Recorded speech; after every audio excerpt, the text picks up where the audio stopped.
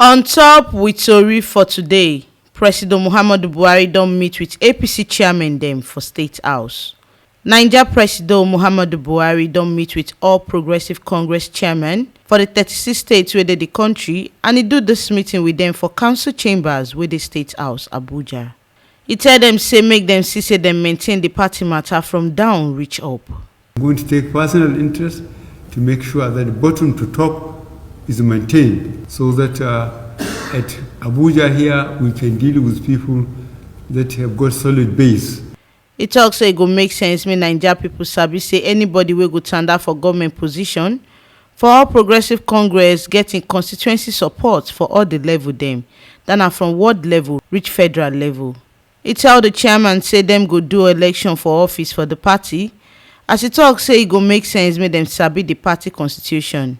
He con tell the party chairman say make dem do their work well and make dem dey responsible, as this one go make dem fit handle their party well for the state where dem dey.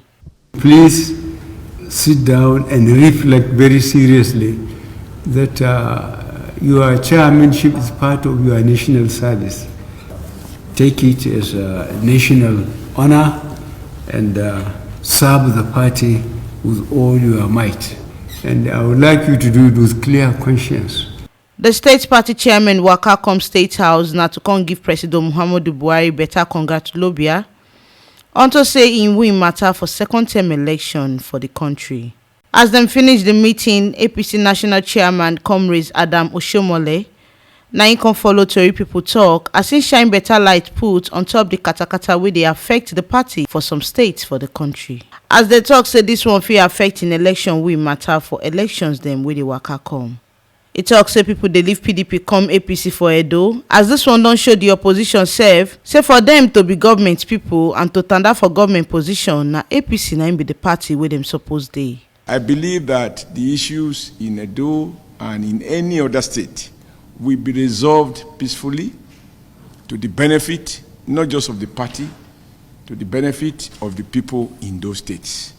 The people who are leaving PDP to come and join APC in Edo State, that is the most potent, bold statement about the level of confidence that even the opposition recognize that if they want to be in government, the party to join is the APC. If una no forget say never to tey wey President Muhammadu Buhari bin meet with APC governors for State House, and he do meeting with them, the one wey be say na dem talk, wey oyinbo dey call closed door meeting, and nobody sabi wetin dem talk for this meeting. Now here we see the informate reach on top with tori for today, as Niger Presido Muhammadu Buhari don meet with APC chairmen dem for council chambers for Abuja, and the talk wey he do with them na how dem go tanda APC party well for the country. Make una come sabi say this ogbonge and clear informate wey dey reach una so na T Live Media na im dey knack and dey give una on top with tori for today. And to continue to dey get this ogbonge informate, make una no forget to follow, like and comment for our YouTube channel for T Live Media TV. Now if you still follow us, waka enter Facebook, Instagram and Twitter for T Live Media, as our website dey gidigba put for www.tlivemedia.com.